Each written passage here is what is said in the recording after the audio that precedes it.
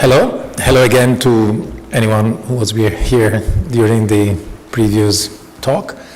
In some ways I'm continuing what I have been talking about 1 hour ago approximately, and it's my experience as a game designer, designing both role-playing games and board games.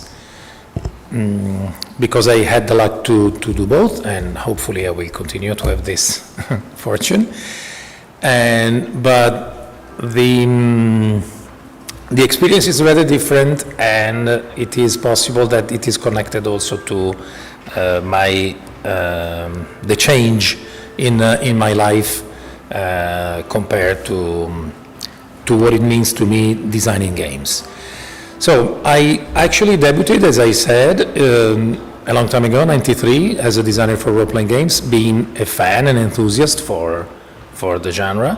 I'm talking about tabletop role-playing games as I am talking about tabletop board games, so no digital, no live action. And at the time, 1993, the scene was pretty much conservative. I mean, it was... there was not a lot of room of what a role-playing game should be, at least not a tabletop role-playing game. It was just a matter of changing the setting, changing the set of rules, and so on. There was not a lot of considerations about, very deep considerations about player experience, and so on. A lot of, the path was set for most designers. It was just a matter of variation. I think that I said when I said before that I had to abandon for a while designing role-playing games in the mid-90s due to the success of games like Magic the Gathering that made role-playing games even a less economical, viable way to sustain yourself as a game designer, and designing board games seemed to be a more reasonable thing among unreasonable things. It's funny because I'm thinking about my late father. He retired at about my age, and once I was talking to him, telling him, you know that you retired at my age, it was a few years ago. And he looked at me and he said, whenever have you ever worked?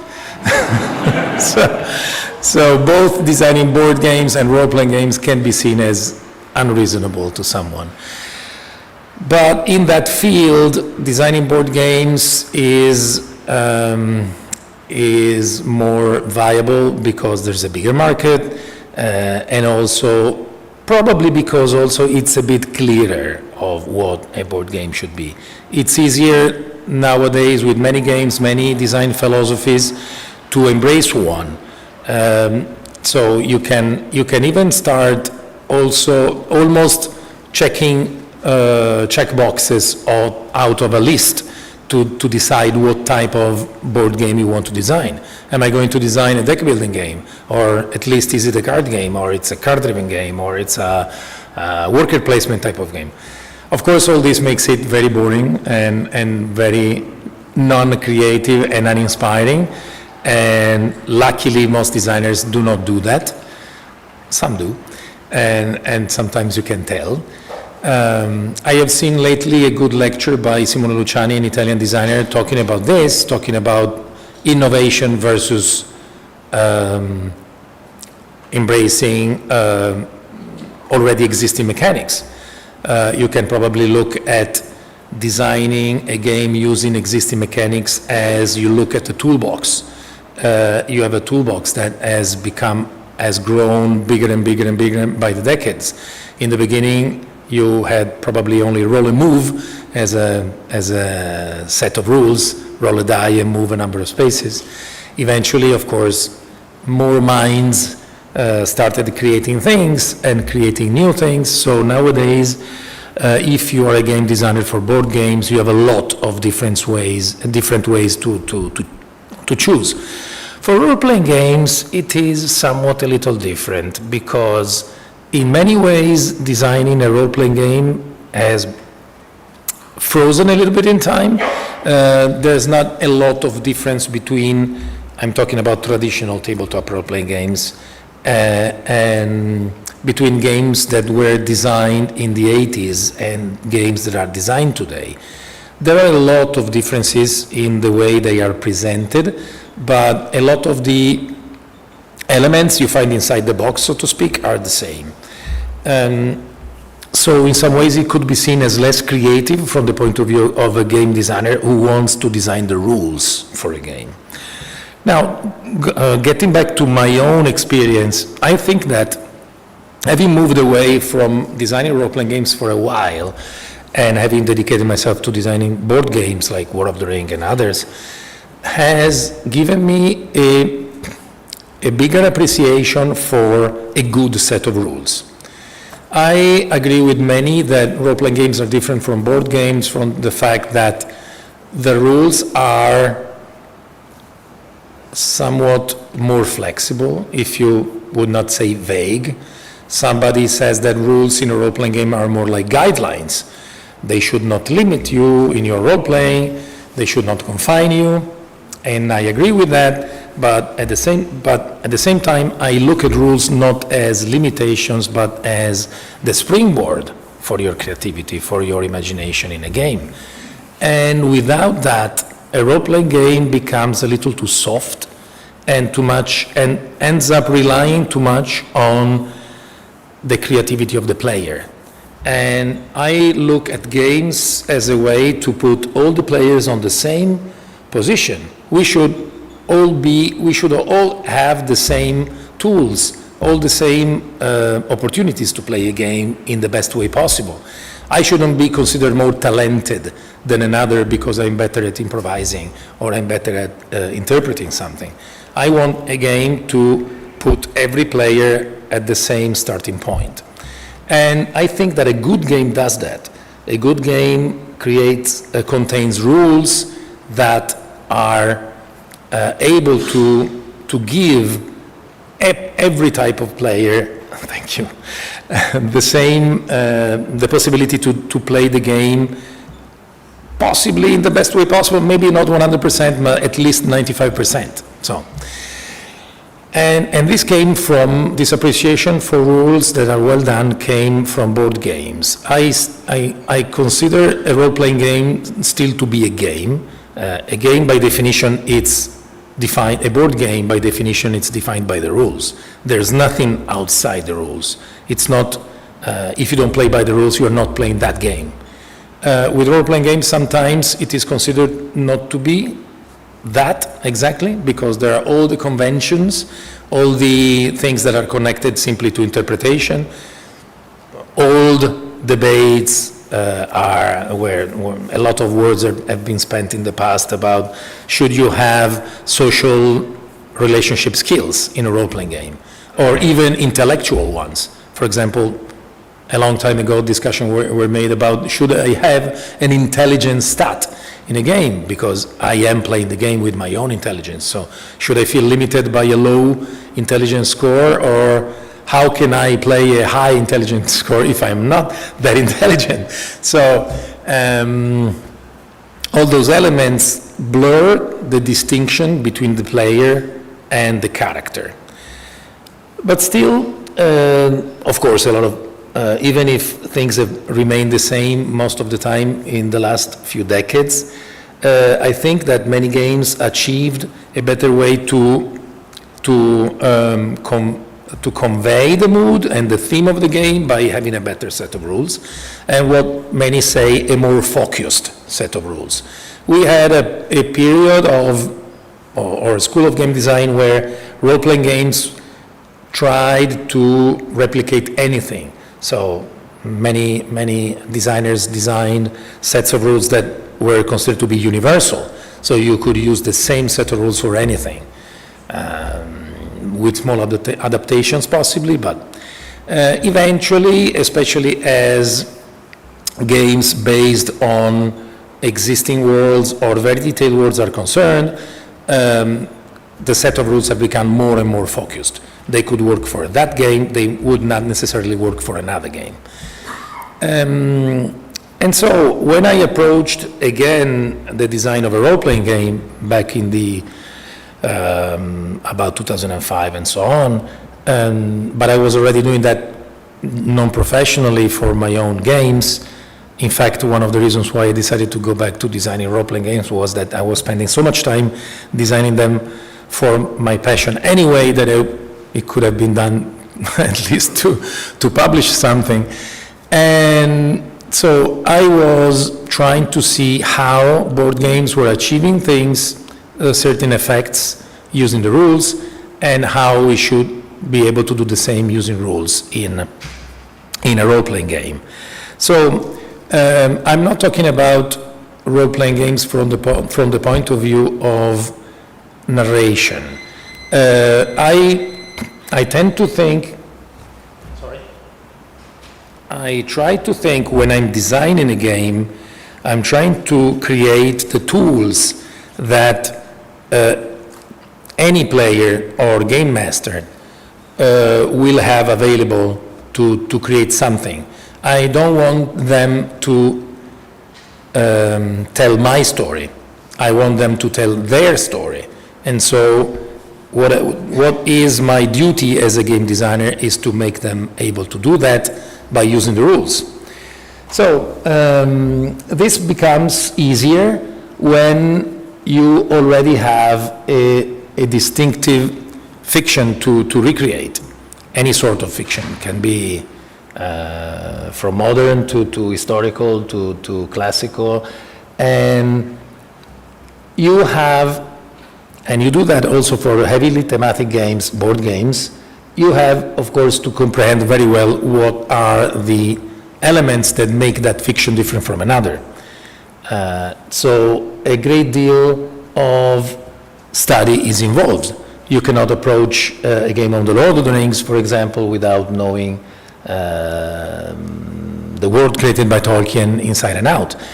And I'm not talking about knowing all the dates and all the characters from the Silmarillion or Unfinished Tales and so on. I'm talking about having studied the stories from the point of view of the rules that govern those worlds. It's the same thing for a game.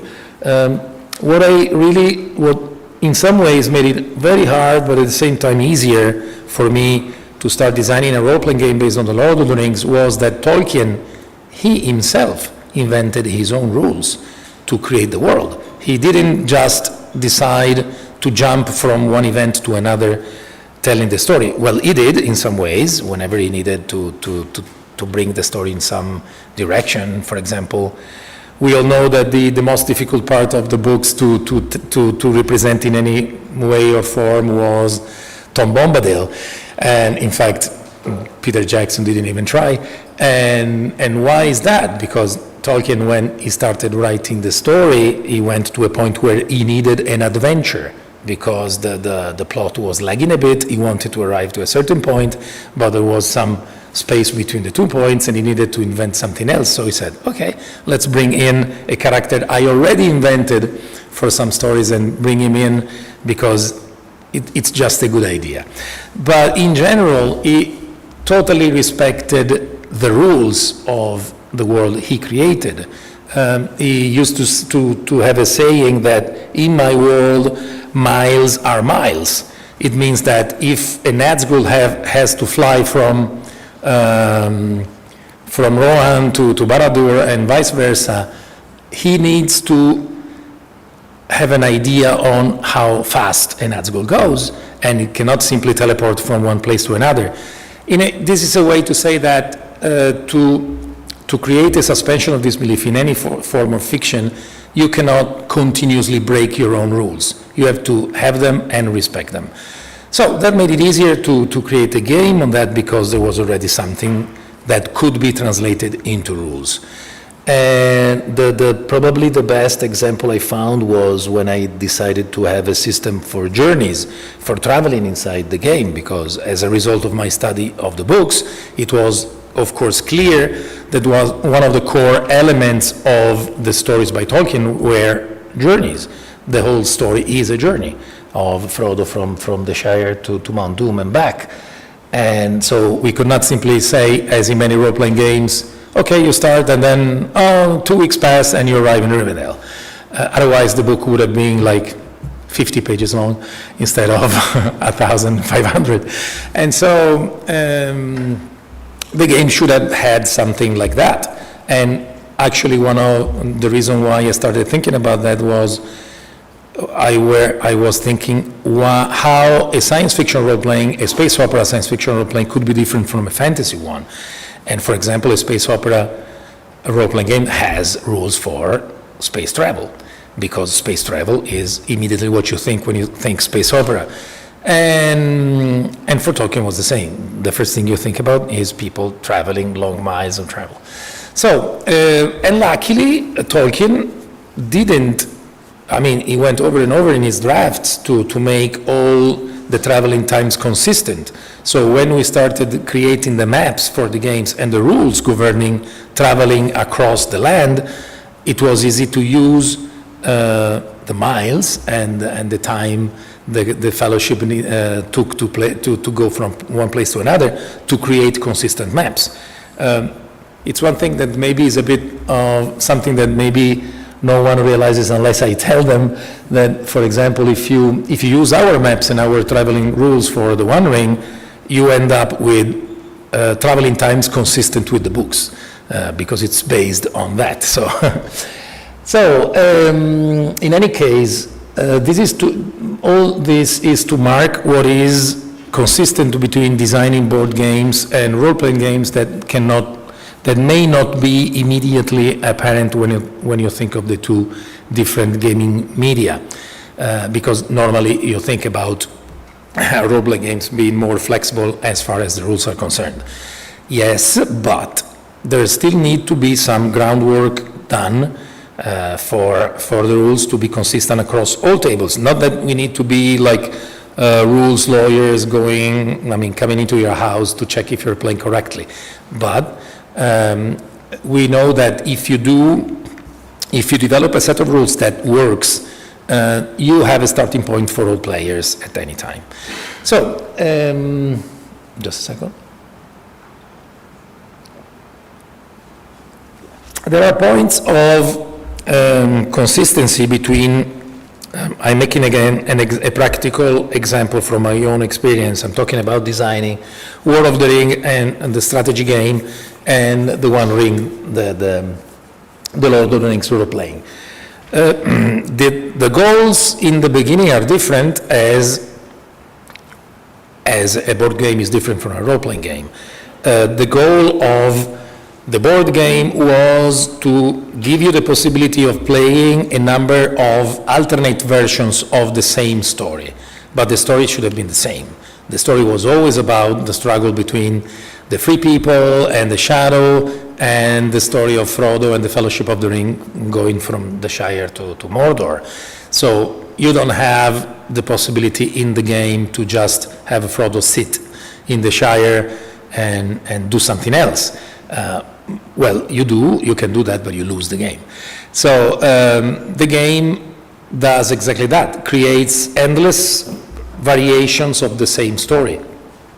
While with a role-playing game, with the Lord of the Rings role-playing game, we could not put you in the shoes of the same characters, and that's a huge difference. Where in the war game, you play exactly the same faction, the same characters from the story. There cannot be anything more distant from that in a role-playing game, because the main weakness of a role-playing game based on a very well-known story is that you can feel overshadowed by the stories of the main characters. What are we doing in Middle-earth when all the big things have been done by somebody else? The ring has been found by Bilbo, and then given to Frodo, and then it's destroyed by Frodo.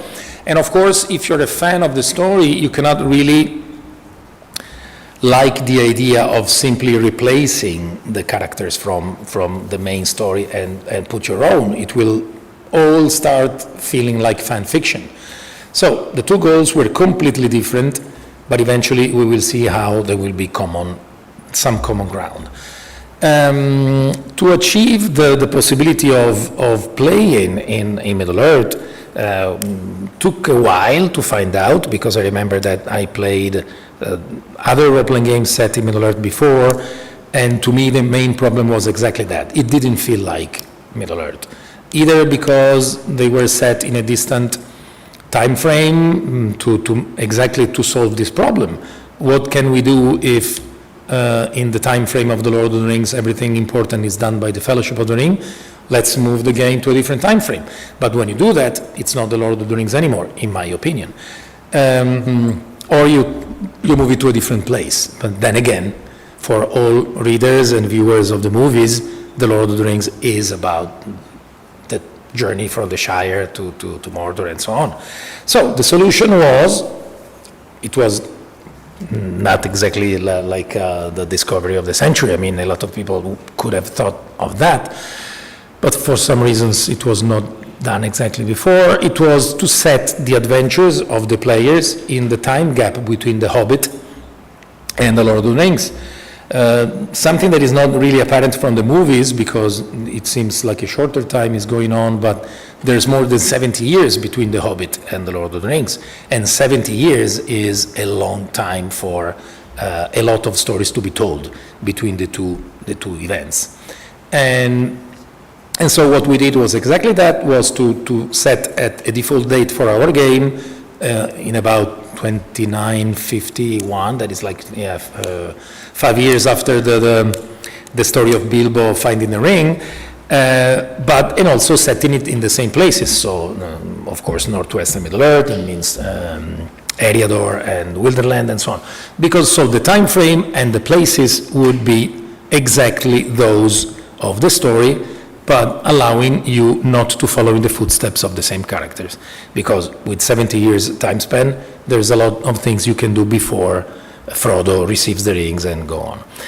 But the common ground, having said that, so having given the opportunity to players to play different characters in the same places and about in the same time, and instead in the board game, giving the possibilities of the players to just make different choices for the same characters, what had to be translated in both games, in a role-playing game and a board game, were all the elements that make the Lord of the Rings what it is.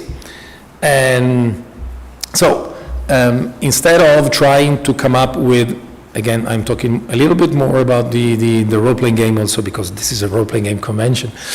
And so one of the things that I immediately approached was to create a system that was the rules that were completely customized around the setting, instead of borrowing some system from some other game, and use them to tailor characters around the game world. And that meant to make some hard choices, because, as I hinted a little bit before during the other talk, one of the things that many players expected from the game was possibly to say, okay, this is that's the book, the rule book, these are the rules, and you can do anything you want in Middle-earth. You can set it in any time frame, in any place, and do any type of character.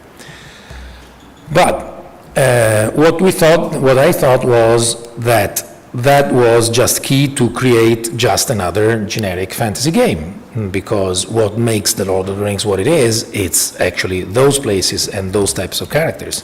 So immediately the first thing to do that I started doing was cutting out many of the options that you are normally given in role-playing games.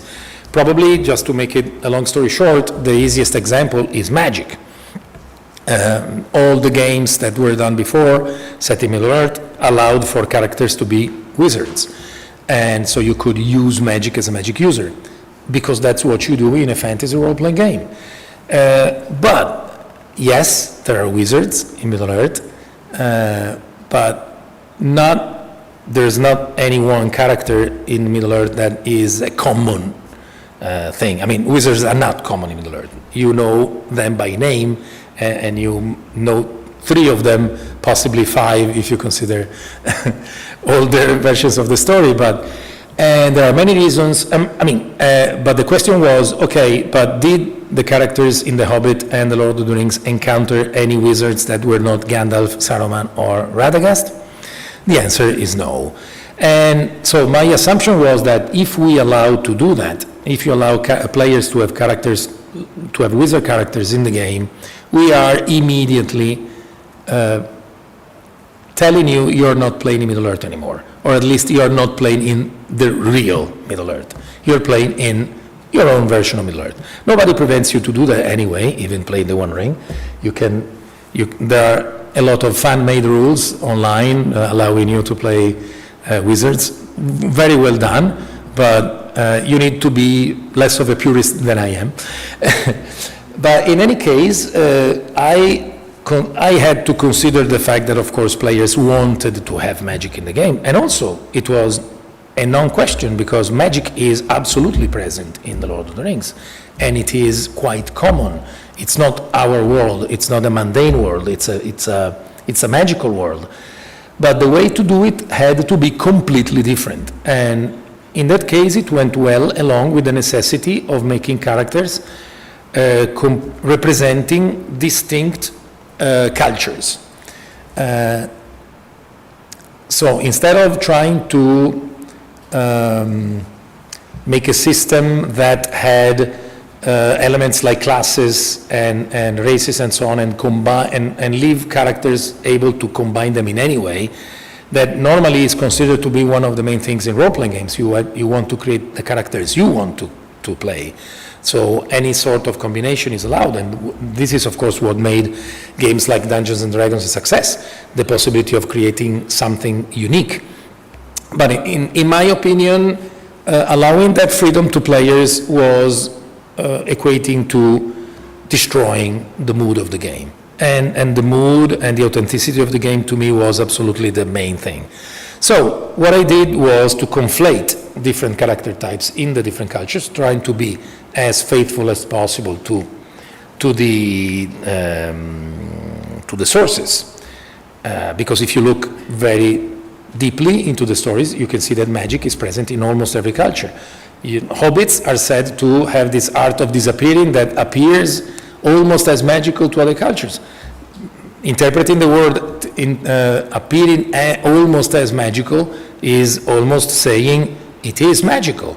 And you can do that in terms of, since all the other cultures perceive that ability to be as magical, you can do the rules for the game and make it magical, even if you're not saying it's magic. But the talents of a hobbit in the game break the rules that the other characters have to follow as far as disappearing is concerned. And so we did the same thing for all cultures. We tried to give all of them something that was more or less unique, that made each culture distinct, so that if you were playing a Man of Bree or a Hobbit from the Shire or a Man of Dale, was feeling completely different, and also gave you some taste of the magic of Middle-earth. So this long example was to say that there are ways to consider, to represent theme in a game, or to consider the theme in a game. In board games, you can even start with only the rules and then find an appropriate theme for a game. Actually, we will discuss this tomorrow, by the way, how there are different design schools. Many designers they just delight in creating different mechanics, and then they eventually, as a secondary thought, they consider what theme it's most appropriate to the game. Other designers do the opposite. And I think that for a long while, many role-playing games suffered from the same problem. That, again, it was a sort of a goal to design a universal game system that could handle anything. But instead, as far as my take is concerned, I very much prefer to start from the theme and arrive to the mechanics. And that is exactly what I do with board games, and that's what I do with role-playing games. And in the case of designing a game on The Lord of the Rings, one of the things was magic. So I had to force on the players the lack of the possibility of creating a full-fledged magic user. But the other thing was also I had to limit the variety of choice, for example, in culture types. Because focusing a game means also tightening the possibility of choosing things, like, for example, how many cultures are available in the game. One of the problems that I had with past iterations of the game, but also in other fantasy games, is when you create a company of players, or a company of player characters. You sit down, you create characters. If everyone has a choice to choose any type of character, you may end up with something that doesn't really feel realistic even for a fantasy world. Let's say that, especially in games based on a sort of fantastical version of the Middle Ages or the ancient world, it's a bit difficult to impose on those worlds the vision of our modern times, where traveling is almost instantaneous. You can go any place, and in any big town you can find people from the four corners of the world. In a world like Middle-earth, that is not possible. I mean, there are moments in the books where it is described that, for example, in Rohan, the first time they see a hobbit, it's like, oh, that's the stuff of legend. The same thing happens in Gondor. Or that's even a little less, it's harder to comprehend from the point of view of a viewer, and that's possibly because Tolkien was making part of the story as he went, that Gimli and Legolas didn't hear about Rohan before they got there. So if we take it as not as a mistake by the writer, but as a feature of the world, it tells us of a very insular world with almost no communication between different regions. So that's why I ended up with first edition. The game was based around Wilderland, and so the lands to the east of the Misty Mountains, basically the setting for the Hobbit story, and so Mirkwood and so on. And eventually with second edition I moved west into the areas that is more connected to the story of the Lord of the Rings. And the characters are 6 cultures based around that region, to avoid making stuff that end up like sounding like a joke, when they say, oh, an Italian, a French, and a German come into a bar, and oh, a Gondorian, a Rohanian, and a Hobbit enter the tavern.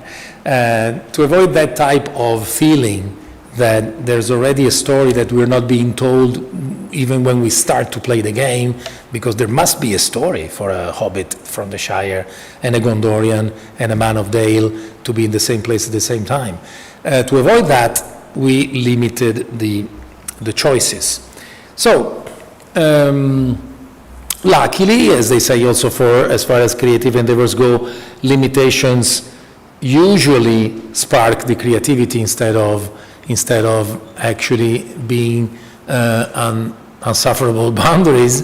We have seen from experience that even if in the early playtests were a bit were harder, as I hinted before, we had an early stage of playtest where I think most of the playtesters were designers that wanted to design the game in my place, and so they had their own idea and they were bringing their own idea on how the game should have been. Eventually, when the game got published and played, I hope that even without thinking of the design choices behind that, the players felt that the design choices were appropriate. Without even without looking at under the hood, playing the game felt like Middle-earth, but it was because of those design choices. So, just as a sort of conclusion to this, I wanted to make a long practical examples of the differences between designing a thematic board game and a role-playing game that is nowadays exclusively necessarily thematic. Is that the board game is done to create a story that exists already. You have to respect that story. If you make a good game, you create variations of that same story, but believable ones, not apocryphal, not unrealistic to the theme, where in a role-playing game you have to hand those tools to the players, but making a good choice of the tools, otherwise you're going to break the fundamentals of the theme. Now, since earlier on I completely forgot to leave some space to questions, and I reached a moment where I could allow for that. If you have any questions about designing games or the games I created, is there anything you're curious about? Okay, sure. On your last point about feeling in the game, from a system mechanics point of view, did you have to do a lot of thinking about how does this mechanic feel in the world of Lord of the Rings? So, for example, you mentioned the traveling. Did you have to think about, okay, how do we make it feel whimsical or arduous, or was it purely, here's a system and we'll let players decide how this goes? Well, another thing I didn't mention that the rule systems, if there are more than one in a role-playing game, I always think, again, there are tools to the players and the GM, and they should be used when you feel it's necessary. Because, for example, some players think, okay, we have rules for journeys, so every time we're on a journey we should use them. On a theoretical point of view, that's right, because they also serve a reason, a mechanical reason, because journeys are also used to engineer the effects of traveling for a long time on the characters. And to confess one thing, actually, one of the reasons we have a journey system is also to prevent players to go around in full plate. Because, I mean, traditionally, players tend up, in a fantasy game, tend up to kit up with as much stuff as possible, possibly also forgetting that maybe a game has some encumbrance rules. Oh yeah, but whoever uses those. And also because they're often complicated. But if you look at the stories, I mean, are all the guys from the Fellowship of the Ring stupid that they go around with no armor? The only one with armor on is Gimli with a short shirt, mail of shirt, and Boromir has a shield, but all the others have no armor at all. Oh yeah, Frodo has mithril, but they don't know, and that's lightweight. So why they do that? I had to give the journey system does serve the need for recreate something that is part of the fiction, but at the same time needs to give you a reason to go around without armor. Otherwise, and again, it all serves the suspension of disbelief, because if you start imagining your company of characters trying to pass the Redhorn Pass of Caradhras, or Caradhras with armor on, then you remember the movie or the books and say, there's something not fitting. So your suspension is gone. There's a reason why you do that. So yeah, otherwise mechanics need to disappear in one way or another. So when I was trying to make the mechanics of die rolling, for example, less invasive, so something that was easy to read. For example, I wanted a system with numbers where you didn't necessarily have to add up all the dice and find the end result. So, okay, I roll. Is it a 25 or a 27?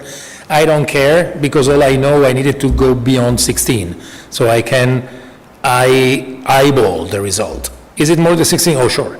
Okay, so I did it. So, and the success level is not the difference between the target number and your result, but it's the number of sixes you have. So yeah, there was a lot of consideration to how smooth the gameplay will go during the game, and that to give you space to enjoy the rest of the game. So you don't have to be mindful of how the mechanics work all the time.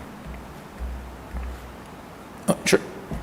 Talking about encounters, I'm designing a TTRPG with a theme of traveling and resource management. How would I make a easy and interesting user management system? How to do that? Well, it depends on the audience. I mean, how you want the players to play. I forgot to say that I'm probably a selfish game designer because I mostly put in all the games I did stuff I like, and I don't put the stuff I don't like. Sometimes finding excuses in the fiction. For example, in the One Ring, there's no monetary system, and that's one thing that traditional role-playing games always had. But I never used them in other games. I never cared for that.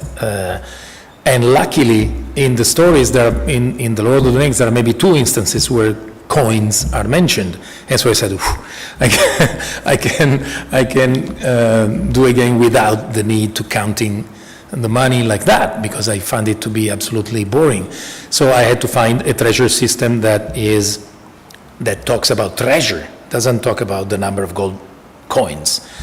And as far as encumbrance is concerned, unfortunately, if you could magically influence all the players and make them think realistically by themselves and say, do you really want to go around with all that armor all the time and sleep with it on it?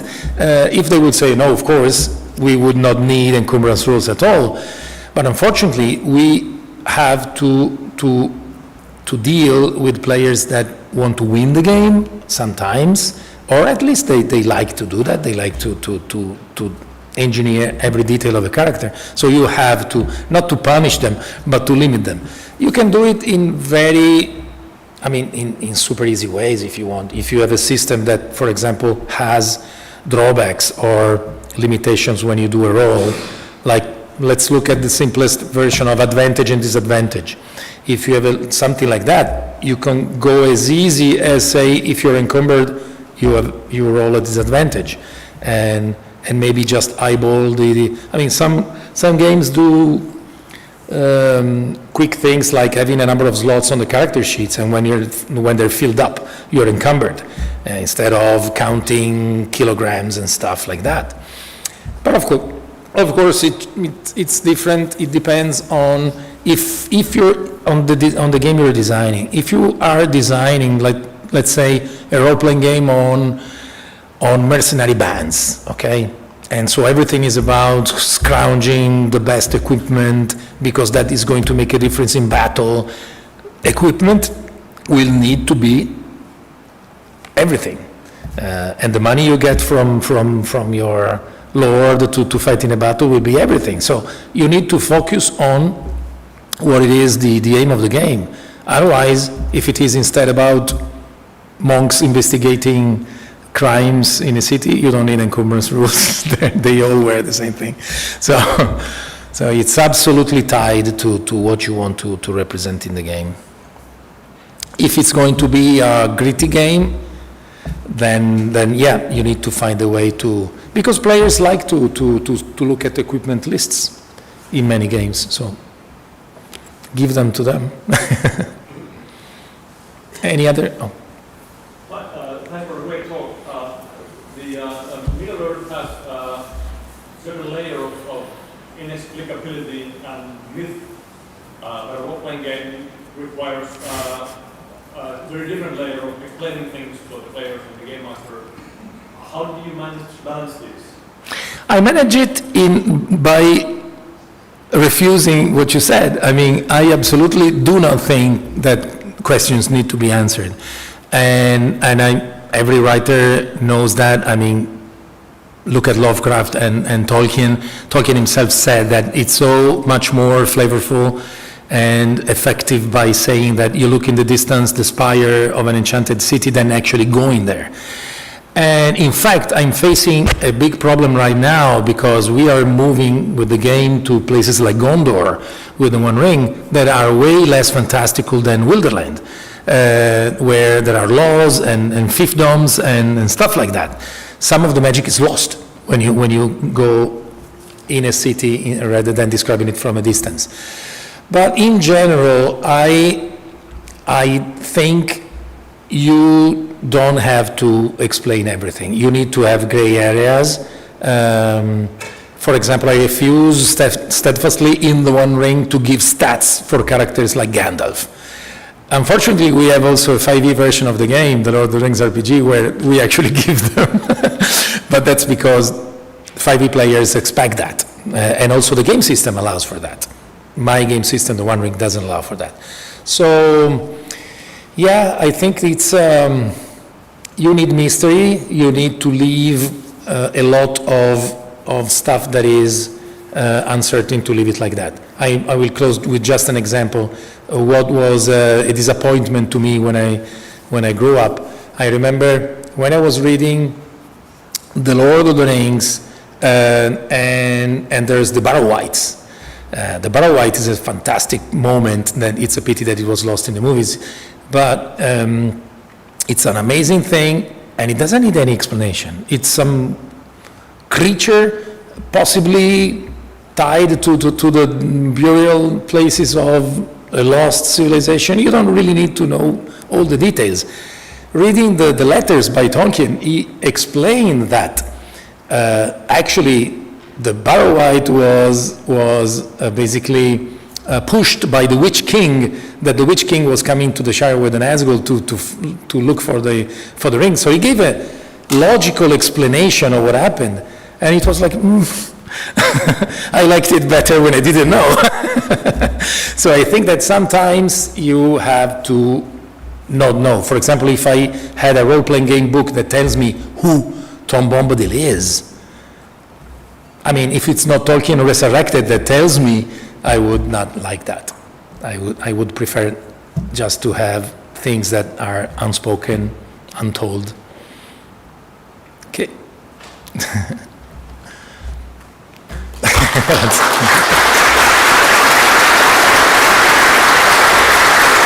That's it. Thank you.